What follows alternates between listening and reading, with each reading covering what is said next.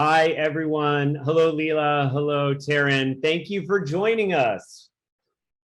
Happy to be here. Yay, great. So I want to introduce everyone to two of our panelists here on this first panel. First, I'd love to introduce you to Leela. She's an ASU alumnus, so that's cool. Nice to see you. I want to let everyone know that Leela is the Senior Vice President of Development at Fox Alternative Entertainment, where she's responsible for the daily oversight of a team that works to develop and create new shows and formats for the global studio. Some of her shows that she's worked on include Name That Tune, Crime Scene Kitchen, upcoming Domino Masters, as well as the soon to premiere Alter Ego. Premiered this week. Or it did premiere, right? Yeah. Good stuff, Leela. So prior to joining Fox, Leela was the SVP of development at E Networks, where she oversaw Botched and Chelsea Lately, Rich Kids of Beverly Hills. So lots and lots to talk about with Leela, and we're thrilled to have you here, especially as an ASU alumnus. Well, thank you. I'm happy to be here. Thank you. And now we're move on to Teryn. So Teryn is the Vice President of Post-Production West Coast for ITV America. She oversees an expansive slate of West Coast shows, including The Chase on ABC, Hell's Kitchen, and of course, ITV we all know and love because they are the producers of the Love Island franchise. So good job. Which, yeah, you know me, Teryn, you know how much I love Love Island. So I'm just so happy to have you both here. And I would love it if you could just each take a few minutes just to talk about your career path and what led you to where you are currently. And I think we could start with Leela.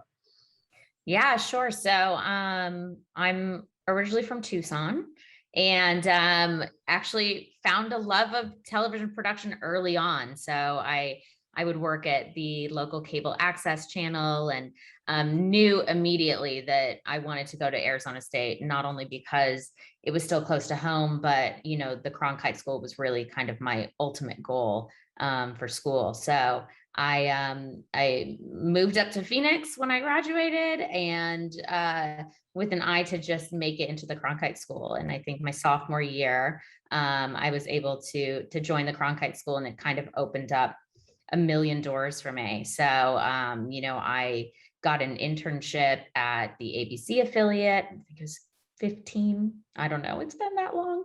And, ended up transitioning from an internship there to the stage manager for the evening news, to a producer on the weekend, kind of lifestyle shows they had back then.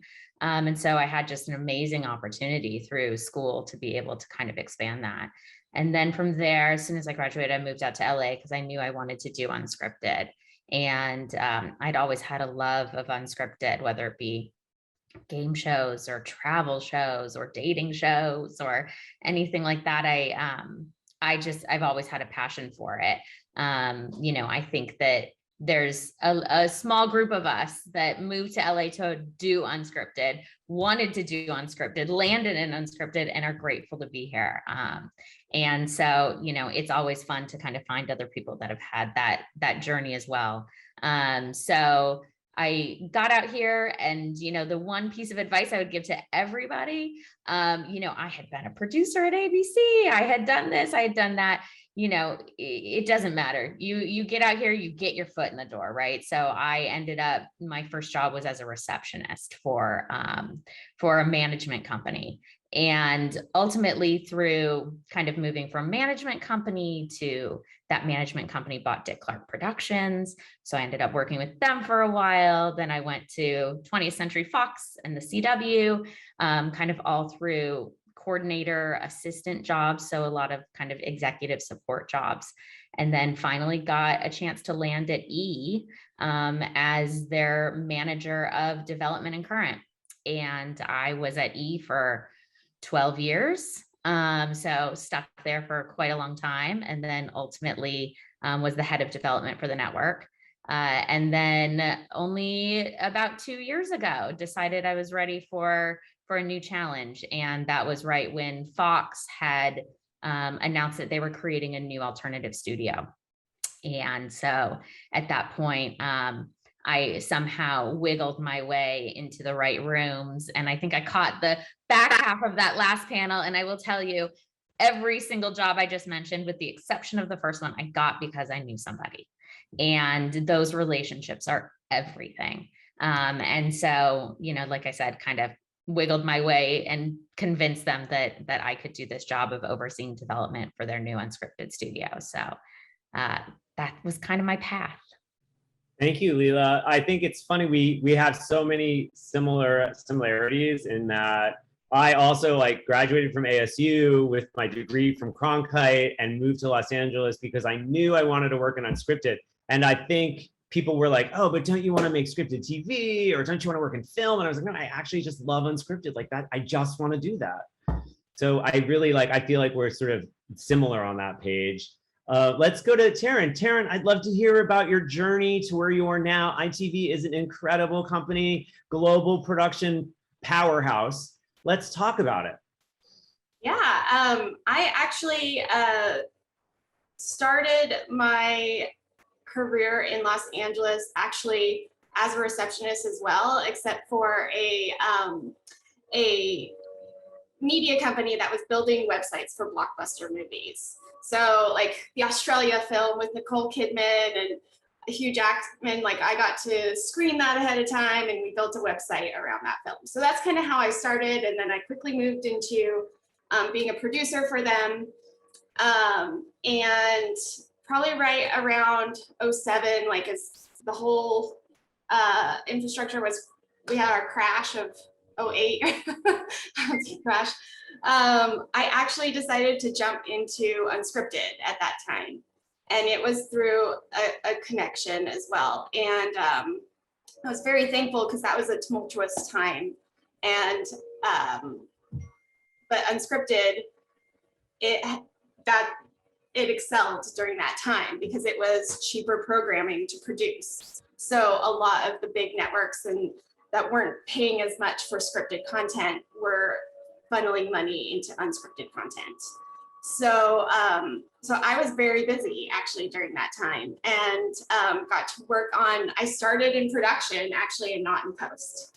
So the joy of being in the field and making things happen and shooting things is exciting. It's fun. I mean, the experiences and the stories that you get from those kinds of opportunities is just, it's a lot of fun. And then I actually became a mom and I moved into post-production. So I wasn't traveling and shooting around the world.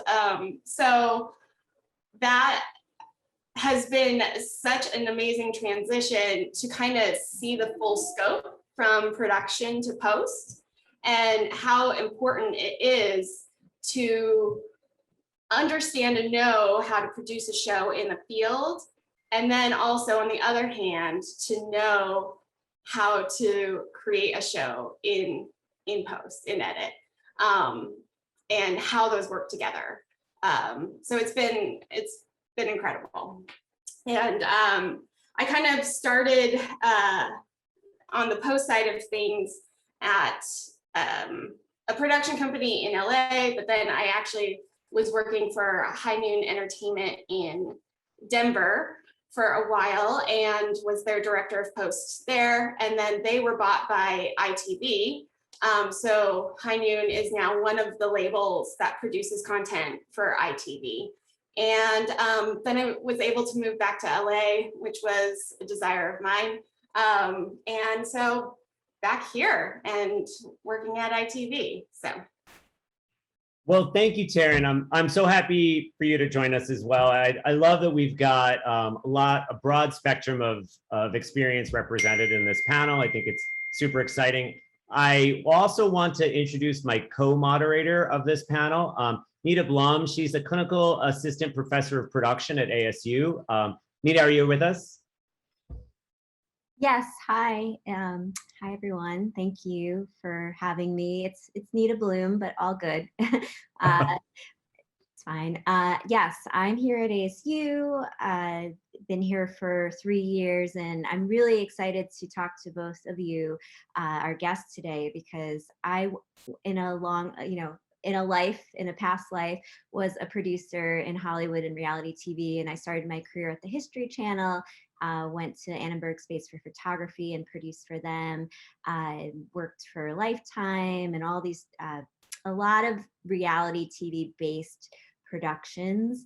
I did not think I was going to go into that. I love documentary filmmaking, but when I moved to Los Angeles from New York, and I needed to make money, and it was just all my friends were doing it, and I got into it, and it was exciting. And I was in the post-production world mainly as a producer editor, and it was a lot of fun. And I still have a lot of great friends that are working for MTV and all just in great capacities as supervising producers. And in any case, I'm excited to dive into your careers, because you've essentially continued on where I kind of passed the baton over.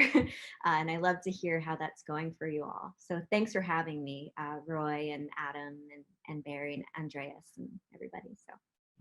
Nita, we're so happy you could join. I mean, you bring the valuable ASU student representation here in terms of you're teaching them every day. I know you have a full class load, we've talked earlier, and I just appreciate you making time in your day to join us today.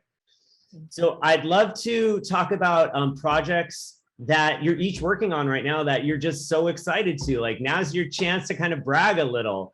Leela, what's on your plate that's like really fun for you right now? Oh gosh, well, I mean, here's the thing about development is that everything on my plate I can't talk about yet. But I can tell you the things that have been announced that were on my plate, right? Because I work on projects in development, and then the second they move forward, they get announced and I pass them along to our current team. But I will tell you the things that I can talk about. Of course, we're really excited about Alter Ego that launched this week. For those who don't know, it is the first Avatar singing competition, and it is on after The Masked Singer on Wednesdays. And, you know, that was created by my team. You know, we created the concept and developed the show and, you know, brought it to Rob Wade, who oversees alternative at the network, and said, we really think there's something here. And he took a chance on it. And, you know, we're really proud of that show. So that is kind of the big one that you can tune into right now. I'm also really excited for some upcoming projects that we have. So one of the ones we're actually currently shooting right now is, you know, we've done this big deal with Gordon Ramsay, and our first show out of the gate with him is a project called Next Level Chef. And we're shooting that right now, and it's pretty incredible. And we developed that with him and his team. And, you know, it will be visually something you have never seen before in the cooking competition world. And, you know, it was really fun to kind of develop that project with him. So that'll be coming out soon. And then, yeah, we have other projects like you mentioned earlier, a show called Domino Masters, which is very much in the vein of Lego Masters. And then we have a big dating show that's going to be announced next week. And also they announced today that we are doing quite a bit of work for AVOD called Tubi that Fox owns. And they just announced today we're doing a bunch of fun Halloween stuff for them. So a project called Celebrity Exorcism, where we're going to have celebrities exorcise a haunted house. And also a couple documentaries, the first one being about Amityville. So we get to do a wide range of really fun stuff. That is really cool. I think I'm here for Celebrity Exorcisms. Yeah. It's a good one. It's a good one. Why is there a subtract symbol everywhere? I'm scared. Hey, Teryn, let's hear about from you. What are you working on right now? What's fun? What's challenging? I know post is just so complex. And always evolving, and really sometimes at the cutting edge of technology. So tell me about what you've got going on, or tell us all. Yeah, well, ITV, so we have several labels that produce shows and content. So a lot of them have their own niche that so we're not competing against each other in the marketplace. So we have, you know, lifestyle programming labels, we have women-driven content labels, we've got game shows, big black shiny floor shows, So there's really a wide range of content that we get to produce and see on a regular basis. So we deliver to 20 different networks amongst the streamers and the major ones. We even have done a Snapchat show. To be honest, I felt so out of the game that I didn't realize Snapchat produced shows. So we have produced shows for Netflix, Hulu, and Fox. We've got Hell's Kitchen on Fox, and which Hell's Kitchen is always a real fun one to work on with Gordon as well. And we worked together on Cannonball, which was on USA and NBC, and of course Love Island is the gift that keeps giving season after season. So we just completed season 3, and that one's for CBS, but that is a big undertaking of a show, that's for sure. But yeah, we've got The Chase has been a really fun one which is a game show for ABC, and we've got Marriage Boot Camp and Crank Anchors. If anyone remembers Crank Anchors from long ago, the team took like a 15-year hiatus and has been back producing 2 seasons, and so that's always a hilarious one. But there are so many, like Leela said, a lot of projects in development. Like the development pipeline is it's a busy one across all the labels. So they're keeping us in current on our toes for sure. They are. I think, listen, there is a lot going on both of your plates. So when you, the focus of this panel, right, is women working in unscripted. And when you think about how the landscape has changed as you've evolved and advanced in your careers, like how has sort of the influence of women who are working in television, have you noticed that it's changed? Has it changed? If you could both just sort of talk about your own personal experiences. I think that the female students who are on the Zoom right now would be very interested to know the landscape as you found it versus the landscape as it exists currently. And any of you can just take it however you feel. Yeah, I can jump in. I think with anything, it's absolutely evolved. I moved out to LA in 2004. So, we're talking 17 years ago. So, gotten to see quite a bit of change since then. I have to tell you, I have quite a few friends in scripted, and unscripted has always felt like a more welcoming place, I think, for women. I can even just say from my first jobs, my first job or 2 was working for men, but I've had amazing female bosses from kind of the very beginning. I was able to work for a woman when I was an assistant at 20th. I was able to work for a woman when I was at the CW. I was able to work for a couple women at E. And presidents of my networks have been women. So my current boss is a woman. And it has been, it has always been a bit more welcoming, I think, on this side. That being said, I think people are starting to, it's maybe still a little bit of a novelty, but it's becoming less and less so. I think you see these big panels of network presidents, and slowly it's getting to be about 50-50, and so I think more and more you're getting to see kind of women in these positions of power. And I think even to speak on the production end, I think when I first started, that is where I've seen the most change, is all the showrunners were men.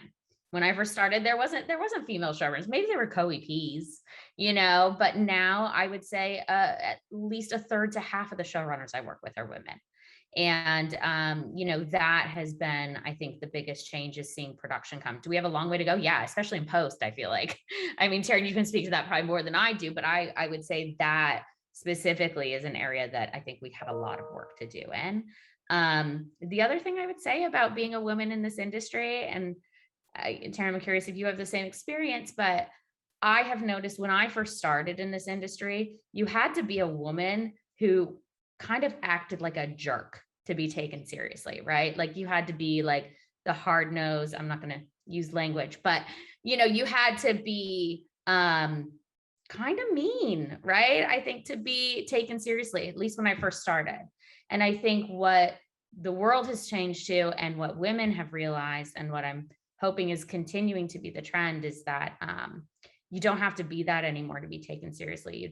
You can be the kind, nice, encouraging person in the room and still be taken seriously as a woman now. And so for me, that's the biggest change I've noticed, is who you have to be as a woman to be successful in this town. And I think it's really encouraging. We're on the right path. We're not there. We're on the right path. I'd agree. I mean, I would, when I was, my production days, I was on male-driven programming. So like ESPN Sports Science or Jesse James is a Dead Man type of TV shows. So it was very male-driven. So most of the time I was the only female around, seemed like. And I have seen on the production side, I rarely had a female camera op or a AC to hire, but now I've seen, our shows that we're doing now, even though I'm on the post side, I do see that we're working with female DPs. And so I love like that side of it. And then I have definitely had more experience with having females in leadership positions within like the established company. So those more production day player type positions, I feel like they were very male dominated. And I think that there has been a shift there, which is been great to see. And then you're right though, in the post-production side of things, it is a struggle to, I think the female editors who have made their name known within the industry, they're always booked up, right? So, which is awesome. But it is definitely skewed. There are definitely more male editors than female, but that's been a huge initiative of ITV to be working on representation. Like I know you guys will be talking about more coming up, but that's been a huge push. And I think it's, we're starting to see some change. That's great. Teryn, I'm so glad you're here to talk about the inequity in post that, I think we all, right, we all see it. Leela highlighted it. Teryn, you confirmed it. Nita, I have a question for you. Do you have students that have an interest in post-production who are female? Like, is that a thing that we can look forward to down the talent pipeline and say, all right, we have a generation coming through that will eventually come into the workforce? Oh yeah, absolutely. I mean, I teach the capstone program at ASU, and that's the senior level thesis film that they're making. And I would say right now we have 70 students, and about 20 of them are women identifying editors, directors, DPs. There's a good mix. And I would say also, I mean, I started as an editor at the History Channel. I was an assistant editor to a male editor, and then I worked my way up, but I was placed more in the producing side of things. And I think that's where historically, and I'm sure Leela and Teryn can speak to this, that women sometimes are kind of pushed into certain roles that people feel comfortable seeing them in, like in a producer role or art department or wardrobe. And I'm noticing now that our generation, our students in classes are saying, no, I'm going to go out there and I'm going to be a DP. I'm going to be an editor.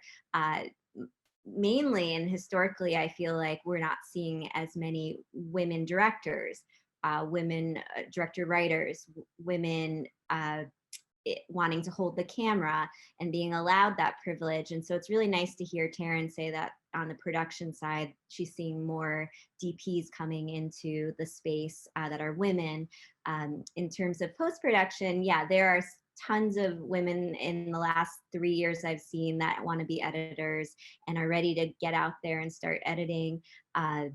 And I'm more encouraged that there are women wanting to be directors, because our stories aren't being told in a way that we can relate to on screen, because mainly we're seeing male driven films on TV and in film historically. So it's exciting to see all of the roles being filled more diversely by Black and Brown people and women identifying as women. So interesting. It's really exciting, I think, to hear that the pipeline is happening, and that we can look forward to that. So I guess that it sort of dovetails into the next question really naturally, is that what can we do, right? What can we do to address the inequity? So I'd love to just toss it back to our panelists. What are some ways that we can help sort of correct what's happened in the past and open up more opportunities for female identifying folks in the future?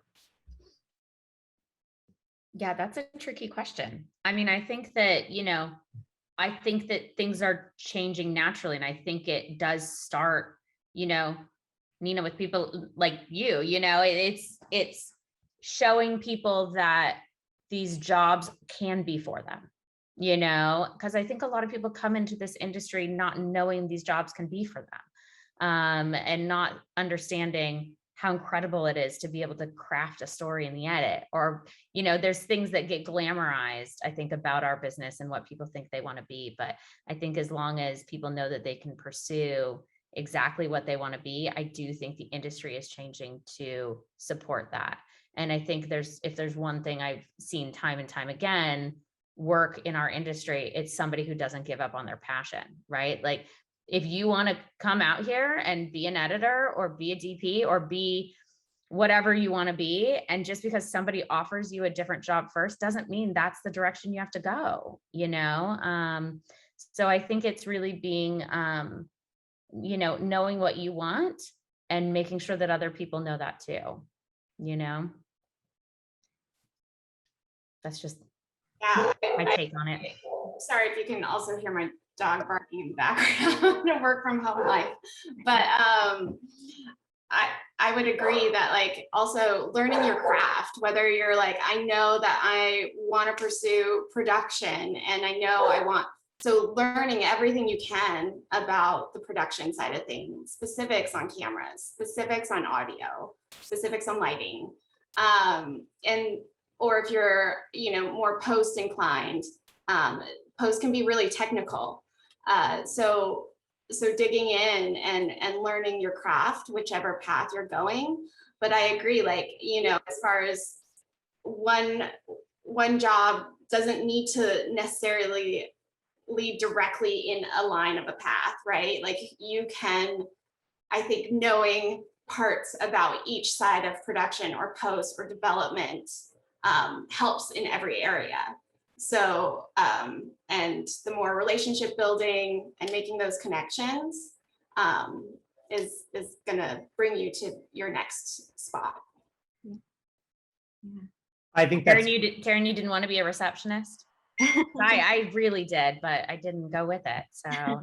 I know, I think I was there for like 3 months and they were like, do you want to be a producer? I was like, yeah. Well, I mean, also to that point about not being a direct path, like, for example, when I was at 20th, we did 90% of what we did was scripted. And I could have gone down that path. I could have taken that opportunity and become a scripted executive. And I kind of had to stay true to what I wanted to be and who I wanted to be, and kind of know when that job was great for the relationships I made and what I learned, and when it was time to kind of move back into what I had my heart set on. I think that's a really good point about that you are not going to be pigeonholed, right? It's all an evolution and everything links, right? And I think, like, it's so hard, especially when you're starting out your career, you're so concerned about being siloed, right? I don't want to be thought of as, and this is, I'm talking from my own personal life, I don't want to be thought of as the dating guy. I don't want to be just the dating guy. I'm so much more than the dating guy. And I became so much more than the dating guy. And yet, ironically, I am now running Lifetime's newest dating series. So it's funny how everything sort of comes full circle at the same time. But I do think, like, I just strongly encourage all the students who are on the Zoom with us today to, like, really don't be afraid of that, because it's truly not the case. And I think our amazing panelists today, both Leela and Teryn, I think they're perfect examples of that. Like, they've completely grown from where they began into places they may or may not have even imagined at the beginning of their career. And that's what's so exciting about Unscripted, is that we're not as locked into traditional pathways as scripted is. And so because of that, because it not as much, but because it is a little bit of the Wild West in terms of like, if you are passionate enough and you work it enough, you will get to where you want to be. And that's very, very exciting, I think. Teryn, I want to circle back real quick and talk to you a little bit more just about post, because as someone who runs post and works in post, and I worked with you in post, I do, that's where I really feel the absence of women the most. And it's something that, that I strive to fix on the shows that I run as much as I can. But I do want to talk to like the technical piece of it, right? Because it's as much of a craft as it is an art. So when you think about women, encouraging women to come into post-production, like, what are some baseline skills that you would love to see them bring to the table? So as much as, the platform, the editorial platform that we work on mostly is Avid. So Premiere, there are some Premiere shows. I think there are production companies that do Premiere.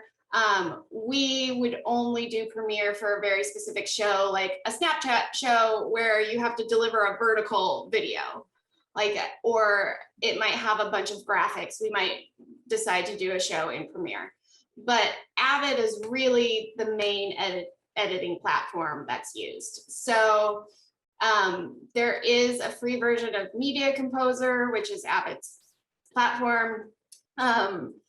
So you can download that, you can start to learn that. But knowing Avid and Media Composer is really like where you start in post.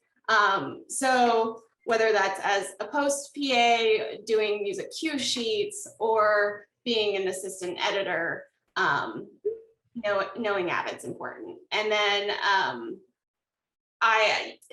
and funnily enough, like with graphics, knowing After Effects and being able to assist with making lower thirds and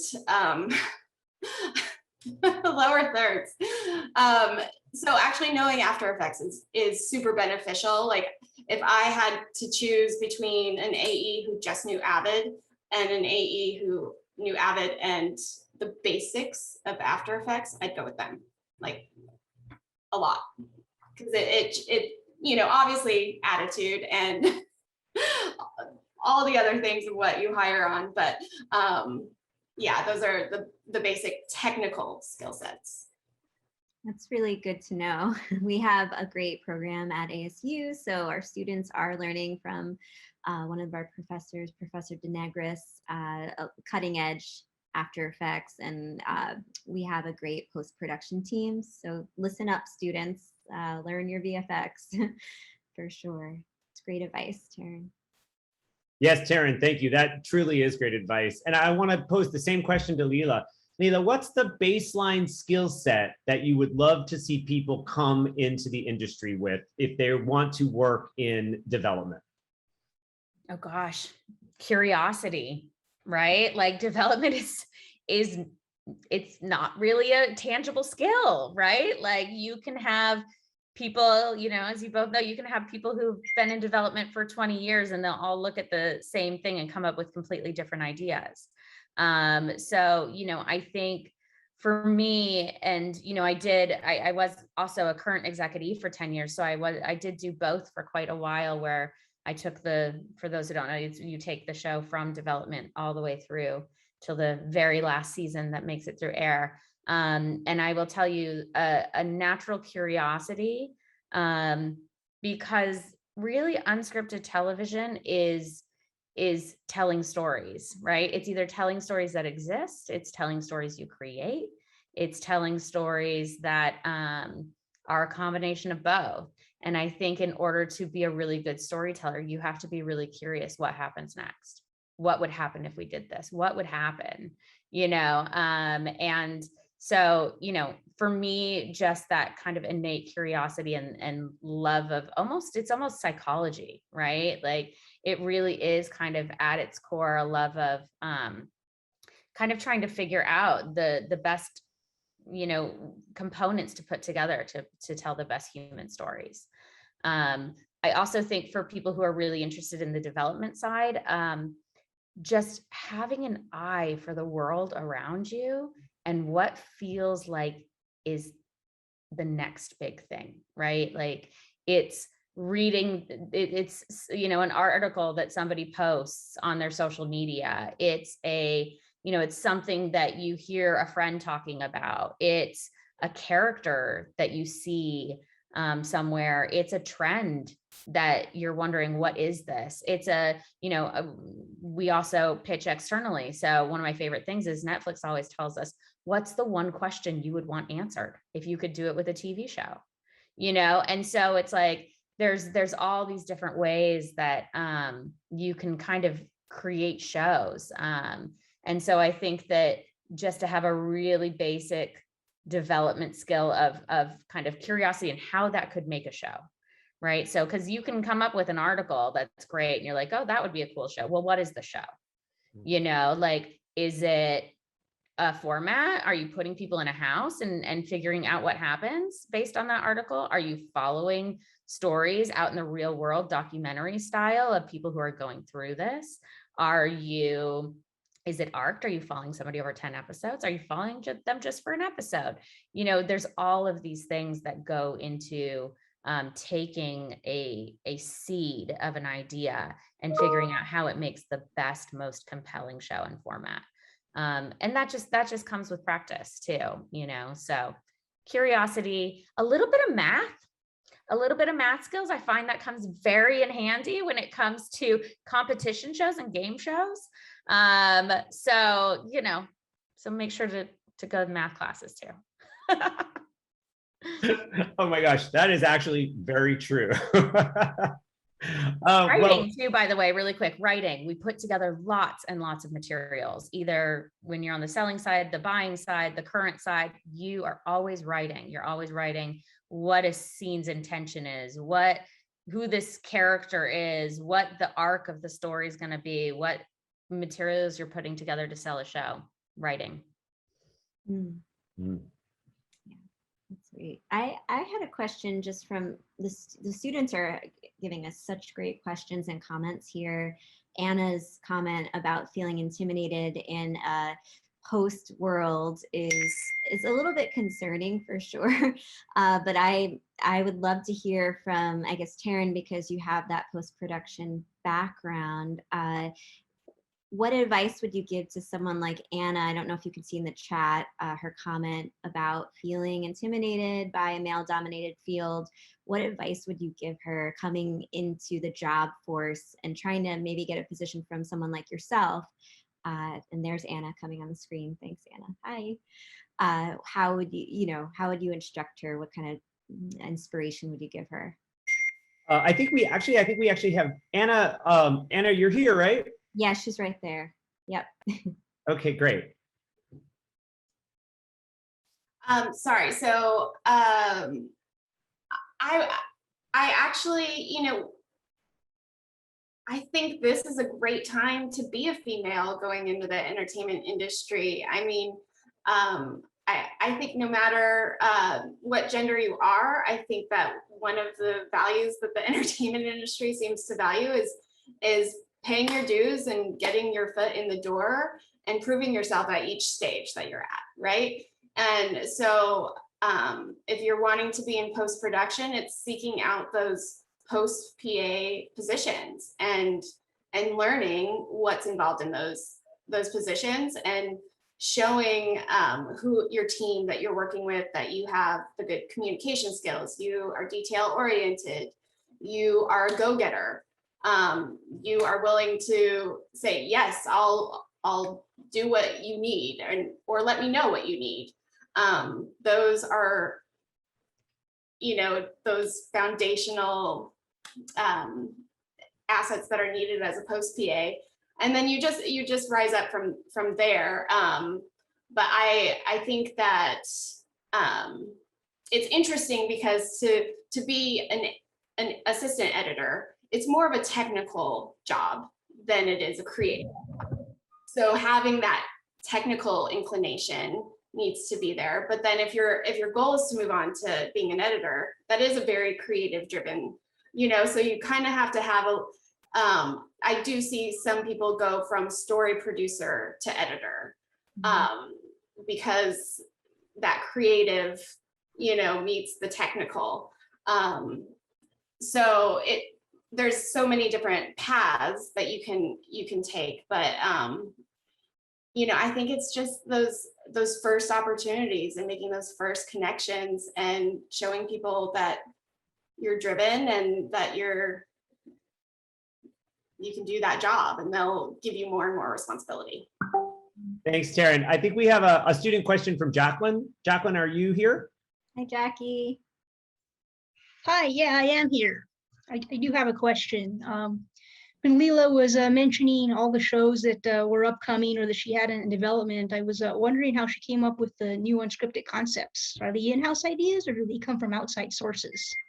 A combination of both. So I would say, you know, right now on our development slate, we have, say, 40 projects, right? And I would say the you know, ratio is about half of them are internally created, and the other half either came from a talent pitching us idea, a producer pitching us an idea, some kind of IP coming in the door. So I'd say it's about half and half.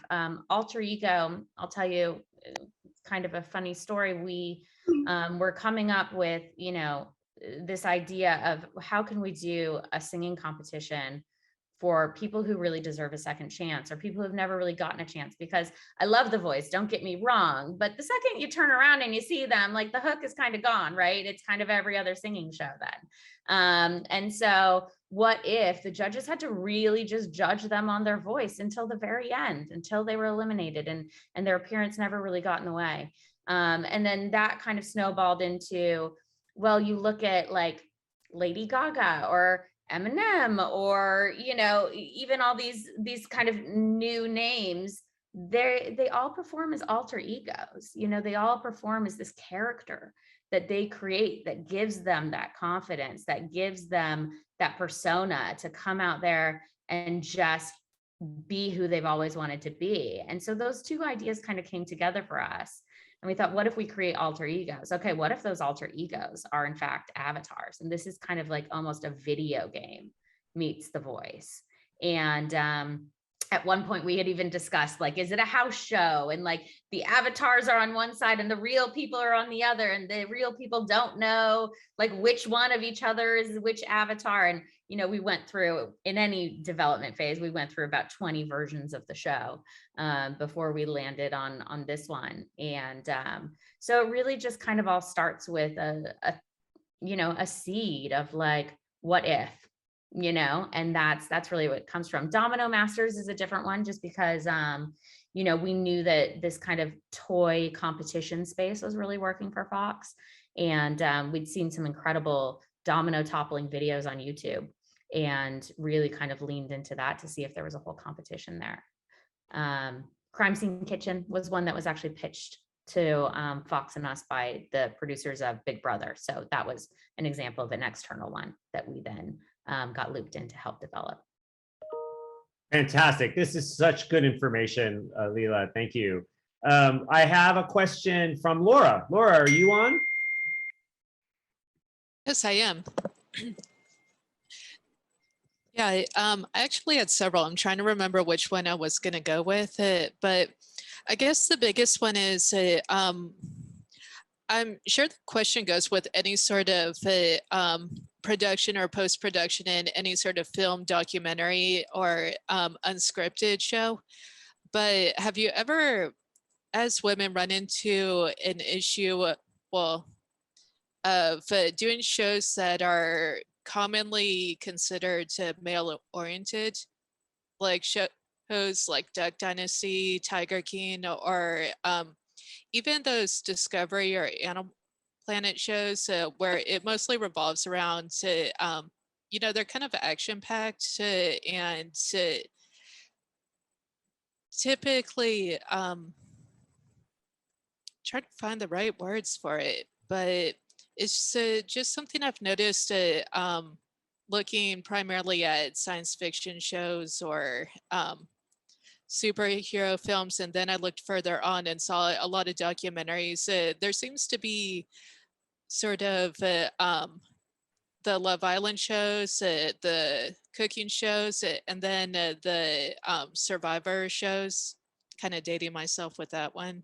Do you mean, Laura, do you mean, is there a danger of being pigeonholed into like softer shows if you're a woman versus being able to do the more adventurous type shows? Yeah, sort of stick with the romance and drama shows. Sure. Well, let's throw it to our panelists. Do you, Leela and Teryn, do you feel like that's a danger, like that women are being siloed into sort of the more softer side of TV, or are there women sort of who are tackling all kinds of topics? I mean, I can speak to the executive side. I mean, you could even just look at Discovery right now. It's run by a woman. The head of development over there is a woman. Like, I think from the executive standpoint, I think that things have really changed, and women's opinions are very valuable, even in kind of the male skewing side of things. I can't say that I've ever experienced the production side of male shows. I was at E for so long, right? So didn't get a lot of opportunity to do that, but I don't know, Teryn, do you have anything else that you could add to that? I'm seeing females on, our showrunner, one of our showrunners, because we had multiple on Love Island, was a female. We have a female co-EP on one of our game shows. We have female, directors on The Chase. So I am seeing, there's still a lot of men that have been in the game for a long time and, have the game show market kind of, but I do see women across all platforms. That is interesting. Game shows are very male still, aren't they? You don't see a lot of women in game. They kind of are. I mean, the one that we have coming up is actually for Netflix. And that's the one where we have a female co-EP on there in post. So I mean, shows are male driven. Our showrunner on Alter Ego, which is, historically these big broadcast formats do mostly have male showrunners, but Masked Singer has had a female showrunner, and Alter Ego has a female showrunner. And so I think networks that make it a priority, make it important, and make it happen, so. I agree. Yep. That's great. I agree. You're right. If you make it a priority, you make it happen. I think we have a question. Let's see. Morgan, are you on? Hi, hello. Go ahead, Morgan. Morgan's a student at ASU. Yeah. So I just had a question about how can editors, or I guess post-production teams in general, create reels or resumes that sort of prove experience? Like, it's really easy to say, like, I have X number of years with experience in the field, but I often find that employers are looking for something more attractive or something that proves that experience. So how can we add more of that to what we send out? That's tricky, right? It is tricky if you're not yet in the industry. What content do you use to create? I guess I could really only speak to if you are in the industry. Like, I've had an assistant editor who worked on a show for a while, and he recut a scene and showed his EP, or he cut a tease and showed his EP, and the EP was like, that's great. and he moved him up to being an editor the next season, and he's doing amazing. And he's so, you know, I think once you're on a show and you take your own time to really work on that craft, and you ask to present it, you ask for notes from people, and that's kind of how that process tends to go, and you get seen. I mean, if you don't have content to be working with, I think that's where it's really hard, right? Like if you're, I mean, how do you have content to cut with to show what you can do? So I guess it's just pulling what you can and putting it together. And obviously just to show those skills, because, you know, music cues are so important. So, like how it can be overwhelming because you're like, where do we even start? Oh, if you're not talking, please mute your mic. Thanks. Yeah, so learning music and music cues too, very, very important as far as that side of things go. Teryn, thank you for that answer. So listen, believe it or not, we've reached the end of our time on this panel. I want to thank Leela and I want to thank Teryn. You both have been amazing. Thank you for giving your time today to ASU and to Film Spark and to the Sidney Poitier School and also to the Gusto Mentorship Program. Now's a great time to remind all the students who are watching this Zoom that the Gusto Mentorship Program is up and running. Applications are open. It's a one-on-one mentorship program where you can be paired with Leela, you can be paired with Teryn, you can be paired with a variety of working executives in the unscripted industry for one-to-one mentorship. So if you've heard anything in the last hour that piques your interest, I strongly encourage you to follow the link that was emailed out to you earlier and apply to the program. And I also want to thank Nita. Nita, thank you for your time today. I know you're busy with your class schedule, so I can't thank you enough for co-moderating with me. And I also want to thank the Film Spark team. So with that, I think we'll wrap up this panel. We'll say thanks again to the panelists. And I encourage you all to stick by for your next panel, which are coming up in like 5 minutes. Thank you for having us. Yeah, thank you so much. Thank you. Bye.